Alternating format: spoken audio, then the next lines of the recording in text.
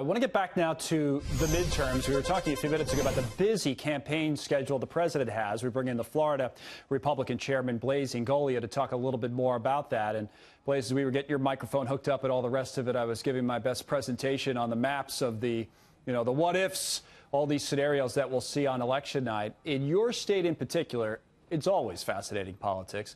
But this time it does seem, if the polls are right, that the Senate candidate Rick Scott and the governor's candidate DeSantis have a little bit of work to do in that it's a true toss-up on both sides. Maybe they're even down a point or two. Where and with what can the president help the most? Well, the president is going to be here on October 31st. We're expecting him to be here later on in the week also and to turn out the base. Look, this is a highly partisan election. This is all going to turn out to turnout. And I will tell you that I personally believe that these polls are just way off because they're not modeling the turnout correctly. What we are seeing is we are not seeing any semblance of a blue wave whatsoever.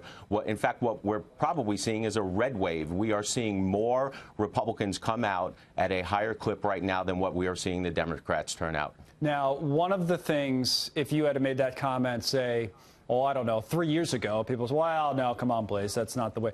But now people do have 2016 in their mind, and they're saying, well, you know what? He might be right because some of the turnout models, that was one of the reasons that the polls were off a point or two. All it takes is that, as you know, especially in a state like Florida. And that was the case. What is driving that enthusiasm? Is it Kavanaugh? Is it something else? It seemed like it picked up in other states after the Kavanaugh hearings.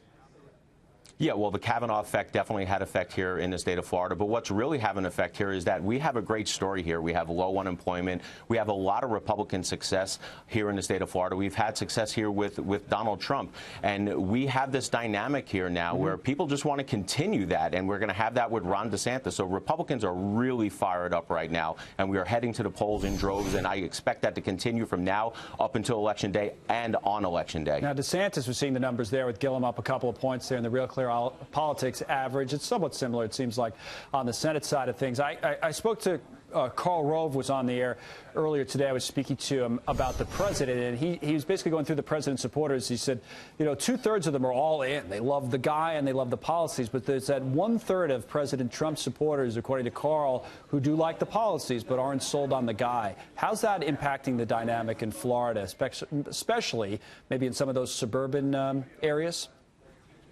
Floridians, we like results. We like a great booming economy. We like people coming here to visit the great state of Florida and spending their money. And I will tell you that even a lot of Democrats love the fact that we have a great economy here. And President Trump and the deregulation and everything that you're seeing out of the economy, 3.5% low unemployment rate here in the state of Florida, that's what's driving a lot of this. So we thank the president for everything that he's doing. We thank Republican leadership for everything that they're doing in the state. A lot of that is driving Republicans out to the polls. All right, he'll be there, the president. As you said, it looks like twice before the election. So as we always do, we'll watch Florida closely. Thank you, Blaise.